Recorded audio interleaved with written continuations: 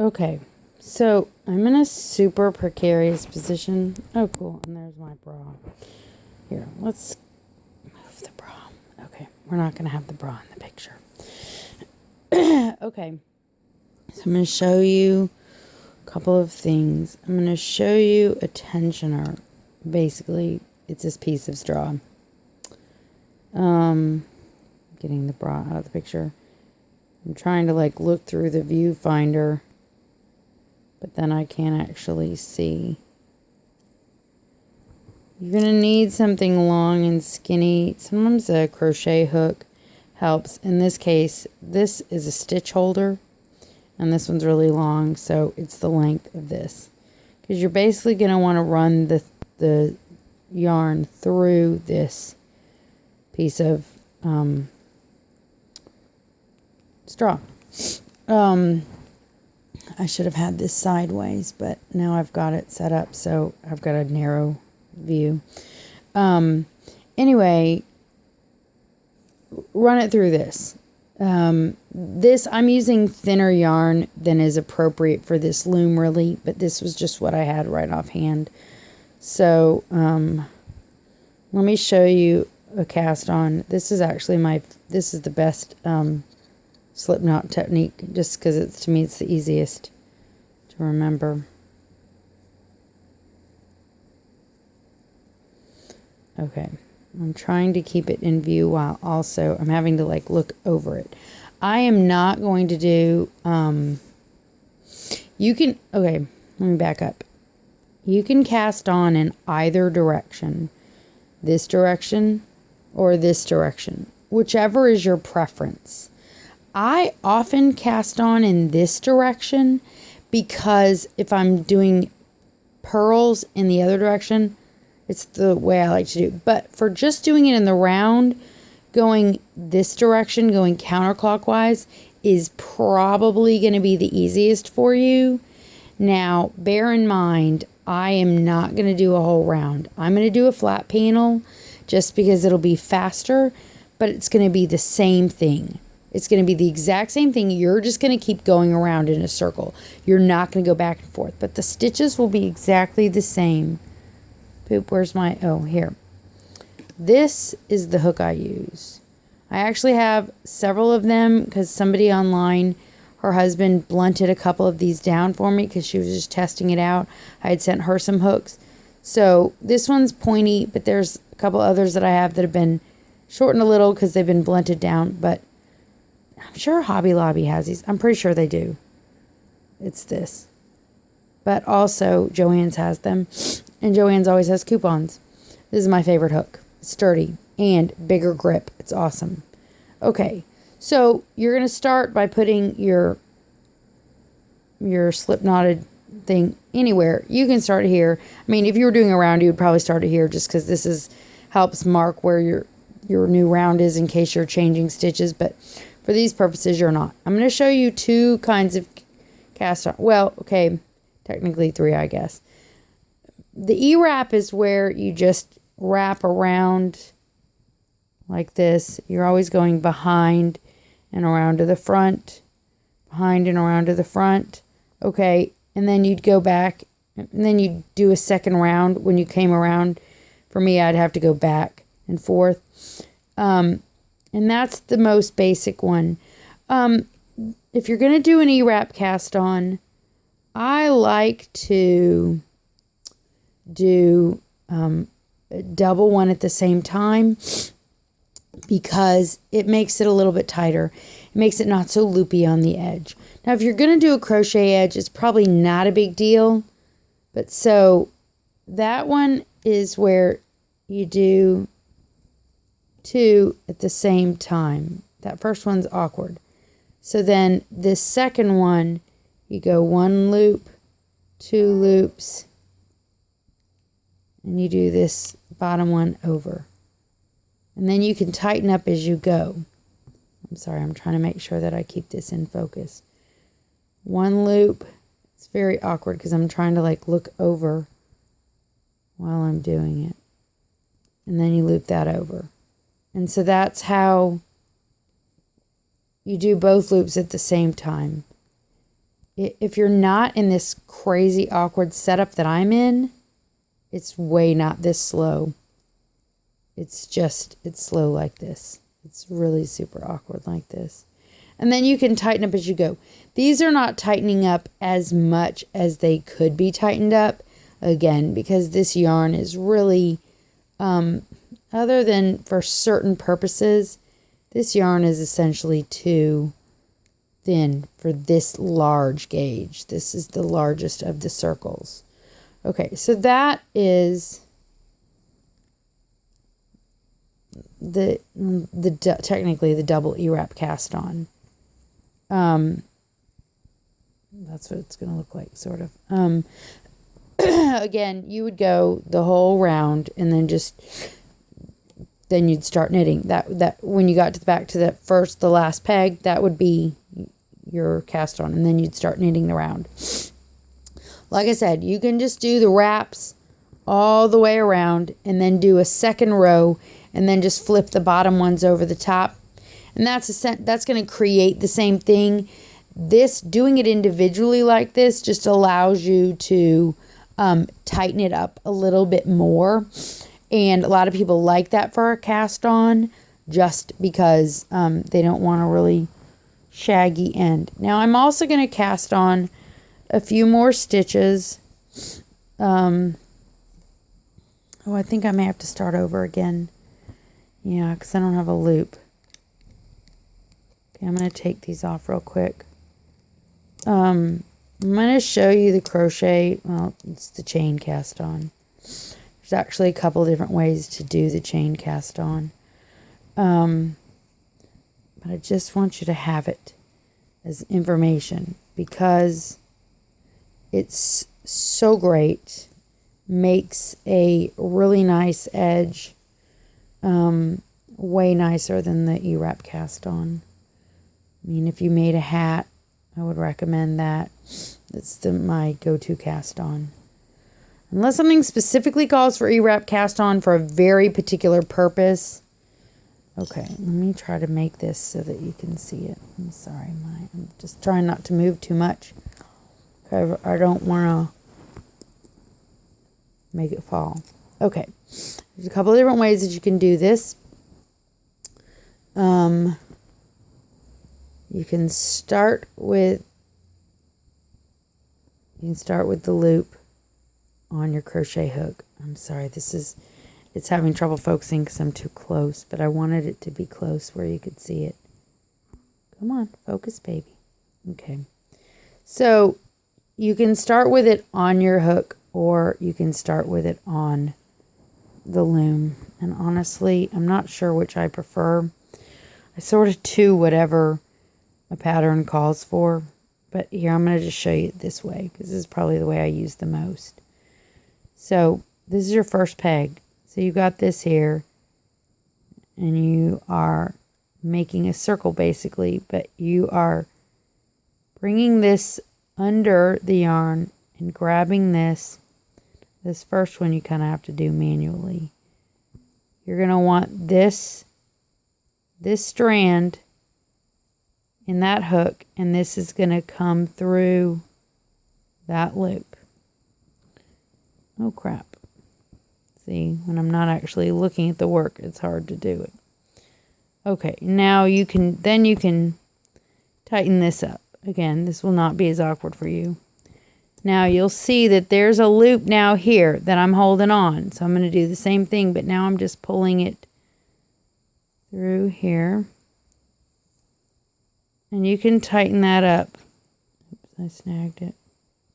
All right. I'm hoping this is still in focus because now I've actually got to look at it in order to do it. When I try to look at it through the... I snagged that yarn. When I try to look at it through the phone, it's hard to do.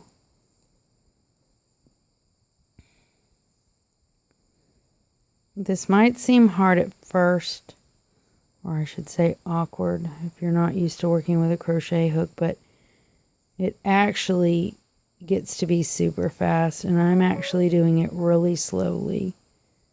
But it goes quickly, and you can sort of tighten it up a little as you go. There's going to be some spaces, but partly you're seeing these spaces partly because the yarn is too thin for this, like I said. Okay, now, if you were doing a flat panel, you would just put the last loop on this last peg. Now, you do one of two things. If you were going to knit this peg, you'd bring the yarn in here so that you could start. Usually, a lot of times, I slip a stitch. So, I'm going to do it like this. Okay, and I'll tell you about slipping a stitch in a second. Now, if you're going to do a round, if you're going to do it in the round, if you did this cast on, you're going to cast on all the way around, and then you're going to put that last loop, instead of putting it here, you're going to put it on this first peg again, and then you'd have 2 loops on this, and then you would just loop the bottom one, just flip the bottom one over the top. It adds a teeny bit of extra bulk there, but if you do it on this one, which you can, it leaves a gap that you have to fill in. So this is probably easier to just, then you put that, well, actually the last loop will be here on the top, so you'd flip this one over that. Okay, so that's how you do the chain cast on.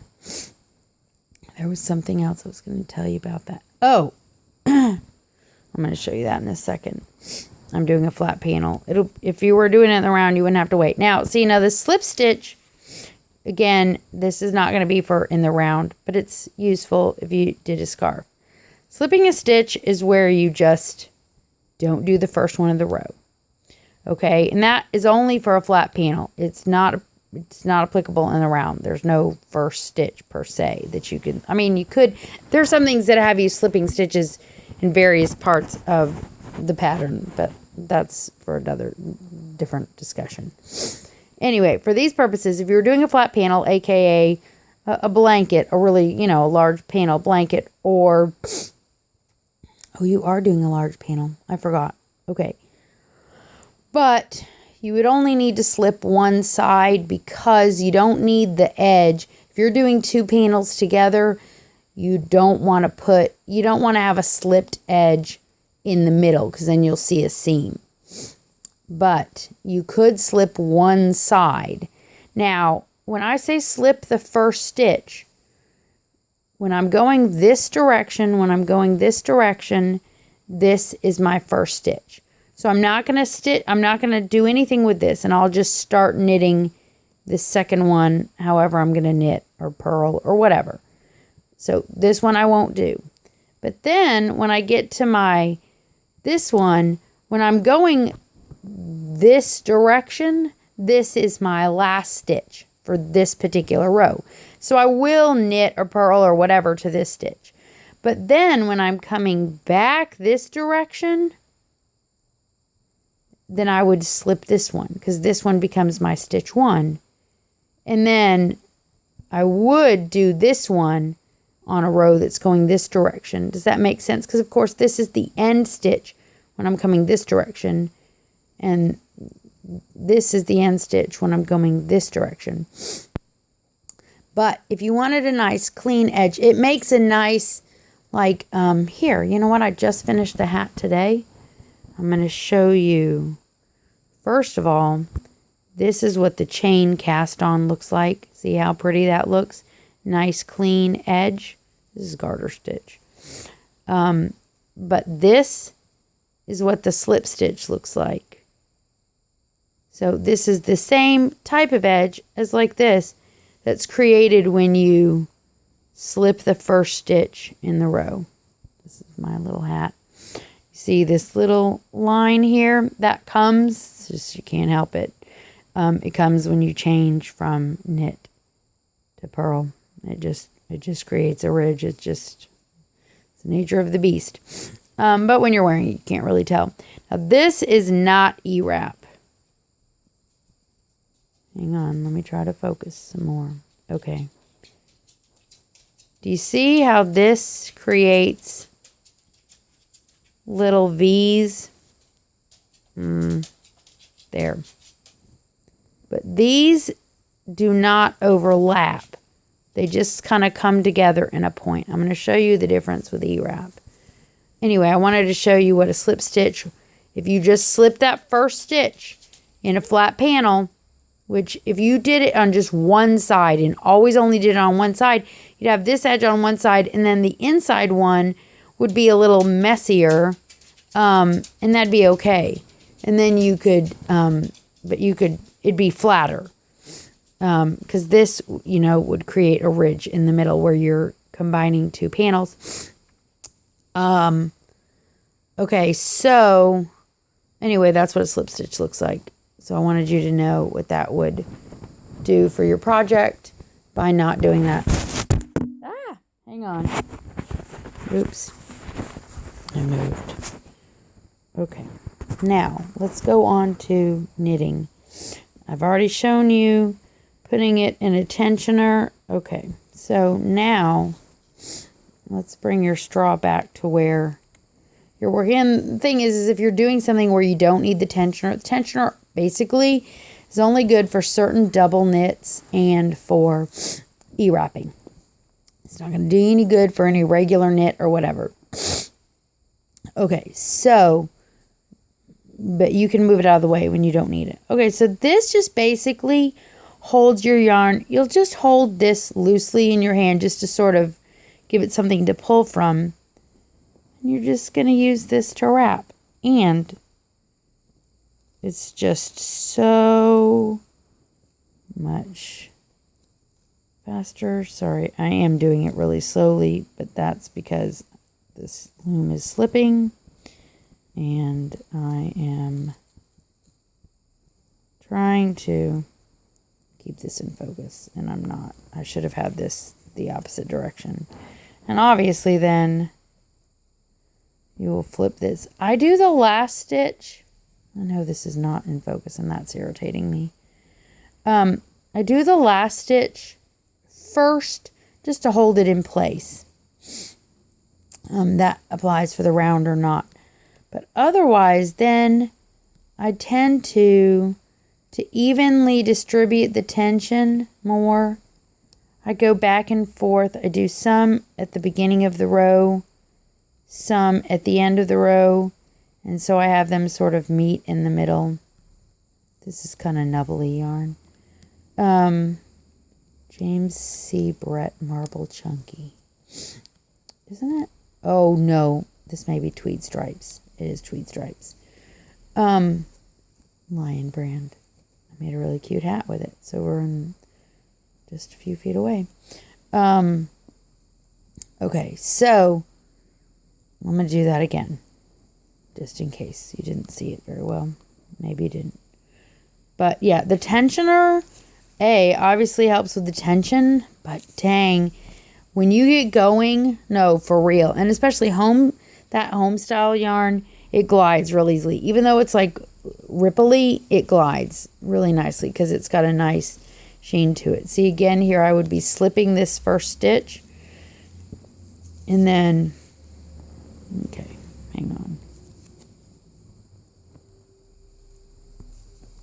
I can't see the loom.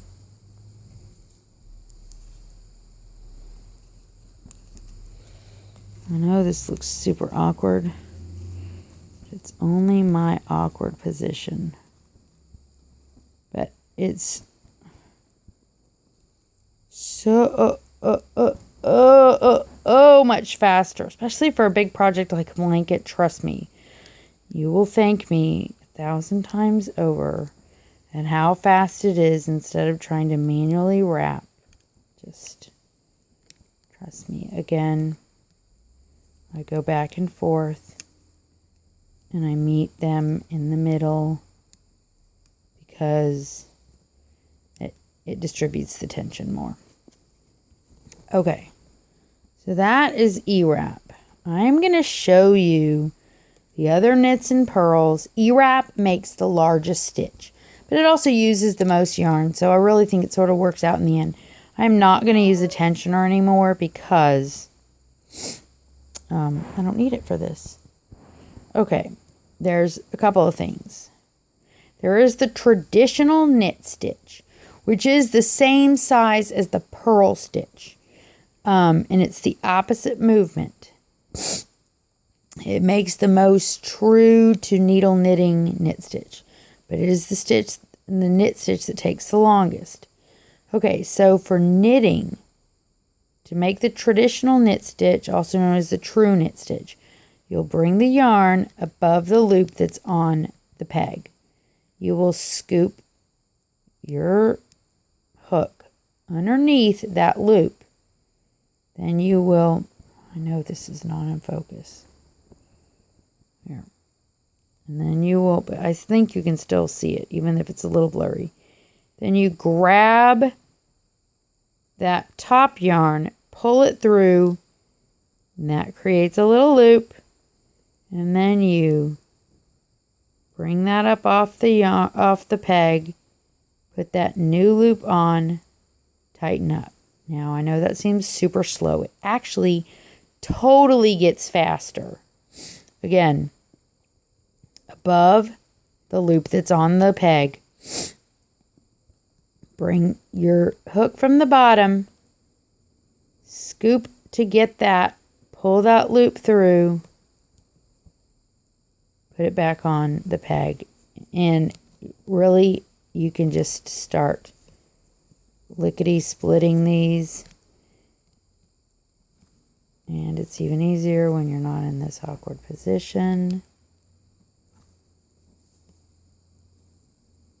Nope, made that one too tight. Okay, don't make it too tight, because then it makes it hard. Oh, sorry, I wasn't even paying attention to whether or not you were in the viewfinder. Like I said, this just makes a traditional, I'll do it slowly again for you, knit stitch.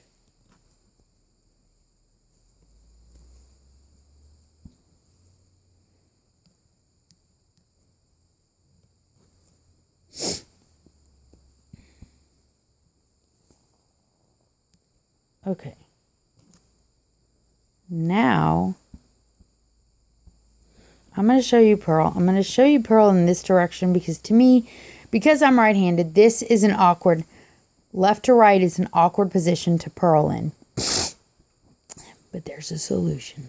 Fret not. I'm going to show you the way to do it first. Okay, so I'm slipping this first stitch again. Purl is the opposite of what we just did. Purl is you bring the yarn below the loop on the peg. Bring your hook from the top, like through that loop that's on the thing already. Scoop down and pull this loop up. And again, take what's on there off and put that back on. Again, purling, the yarn is below. Go in through, pull that out. That was twisted. Put that back on. I'm really appreciating how hard this must be for some people that make videos. Of course, I'm guessing their setup is not as precarious as them like having their camera dangled in a scarf around their neck. I'm just going to trust that. Okay. Now, you just saw that is still an awkward position because of how I'm having to hold this, and this is my dominant hand. Okay, watch this. You're going to have to flip it around in your head. But I do this when I go left to right. I do this for I've learned to do it for every stitch. You turn the loom over. Now, of course, your purl will be upside down and your purl will be like a knit. So your purl is still below it, but it just looks like up top for you now. But now your hand and everything is going in the right direction. So again, this is a purl. When you put it upside down, looks like a knit.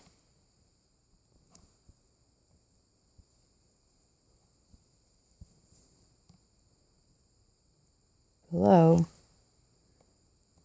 Now, if I were going to do a true knit upside down, which I totally could, it would look like a purl. It's going to go what looks like below, but really, when it's right side up, it's above it. And of course, you would do, take that off and put that back on. But this is a purl row, so this makes for painless purling. And frankly, because it's like this, it's almost like you just pull that right off. Easy peasy tofu squeezy. Just, bloop. Just make sure to hang on to your loop because you can drop a loop. Now, I know how to fix it, and you might be able to if the yarn doesn't just like floop, but that twisty yarn is harder to see. Okay, so now we've done knitting, E-wrap, traditional knit, purl, which is the opposite of action of the traditional knit. And actually the traditional knit is sometimes called a reverse purl. Okay, now what we're going to do is the U-wrap, which is my go-to knit stitch. It is a smaller, tighter stitch than the traditional knit, which is smaller than the E-wrap. So you will have tighter stitches. They'll be closer together. They'll be smaller, but it also uses less yarn. But you'll have to get the length, you'd have to do a few more, but they're super fast and they look nicer because they look like a knit stitch versus an E-wrap. Okay, this is called U-wrap. Now, it's good if you don't do it too tight. Okay, U-wrap is technically called U-wrap because you take the yarn across the front and you sort of create a U like that. The more you do it back, the looser the stitch will be. If you do it like this, it's less loose. I tend to do it really more like here just because it's faster, and I do it very loosely. What you're not doing is you're not pulling. You're not tugging on the yarn, holding it taut. What you're doing is you're just holding it. Holding it across. And I just hold it in my hand, and I can just then move on to the next one easily.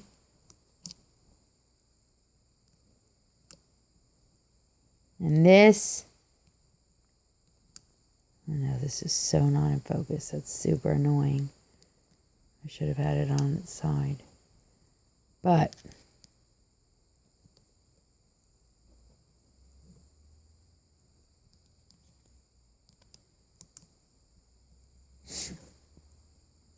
there you go. Easy peasy tofu squeezy. Again, holding it loosely across. Last knits version. This is very, very similar. It's almost identical. And it is called the flat knit. And it is just holding the yarn flat across the front. Now this is the tightest of all the knit stitches. It is very easy to get it to be too tight, which is why usually I pull it across a little bit, but it is super floppy. You do not want any tension in this. And I just sort of hook it somewhere down there just to hold the yarn. And then I just boop, boop, boop. Yep. And it's super easy peasy tofu squeezy.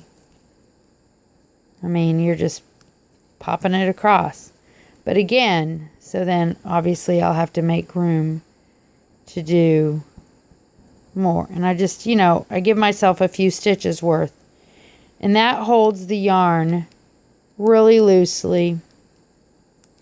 This, if you pull it a little more taut, this makes the smallest stitches, like I said. the way I do the E-wrap, the way I do the U-wrap, it's not dramatically different because, like I said, I do my U-wraps. I don't wrap them as much, so they're a little tighter. They're closer to a flat knit. This is the back side. Let's see what the front side looks like.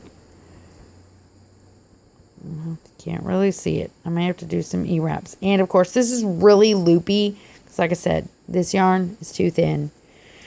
This yarn is a 5, but it's kind of a thin 5. And this size needs really... Oh, these first ones that you're seeing, that's the E-wrap. That's why they're super loopy. Because, like I said, too small a yarn. For this largest loom, you got to have a 6. Okay. I did make a hat on this loom with a number 4, but it was very specific. And it's a super stretchy hat, and it worked. And I think we did a flat knit. Maybe? I'm not sure. Okay, let's go back to E-wrap for a second, just because I'm going to show you. I'll just E-wrap a little more. Like I said. So, oy vey. Okay, this is slipping and I can't see the loom. That's bad because my camera's in the way. Okay, obviously, this is like in slow-mo, but you will not go this slow because it just, it seriously gets to be like Speedy Gonzales.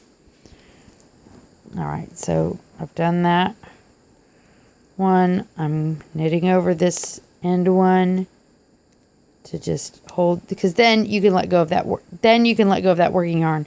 When you do this last one, that just holds that down. And then, like I said, I go back and do... I'm really annoyed that this is blurry. Really annoyed.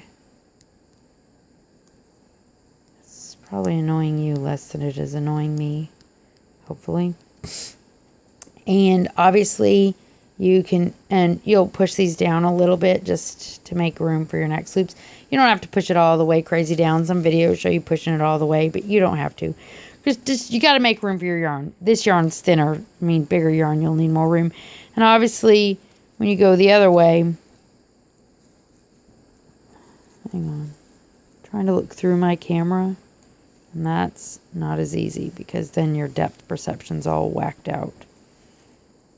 Obviously you'll go in the opposite direction, the E-wrap, you're always wrapping it behind the peg for the E-wrap. So, whichever direction you'd go.